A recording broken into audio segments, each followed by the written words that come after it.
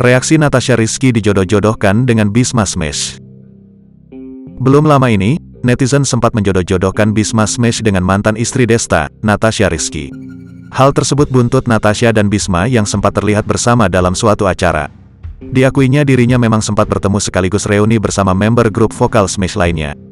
Itu teman aja sih, ketemu sama anak-anak Smash reuni aja, ungkap Natasha. Dikutip dari tribunnews.com dari YouTube Intens Investigasi, Sabtu, tanggal 3 Februari tahun 2024. Natasha mengatakan dirinya secara tidak sengaja bertemu di acara fashion. Sedangkan Natasha dan Bisma serta member Smash lainnya, rupanya juga pernah bekerja bareng dalam sebuah sinetron 12 tahun lalu. Setelah itu, diakui Natasha dirinya sempat bertemu lagi dengan para member Smash. Tak ada maksud lain, Natasha dan para member Smash hanya kumpul biasa selayaknya teman yang sudah lama tak bertemu. Terus kemarin pas banget ketemu juga di salah satu mall di Jaksel. Ya udahlah akhirnya ngumpul pas banget aku lagi sama anak-anak dan sama keluarga, terangnya.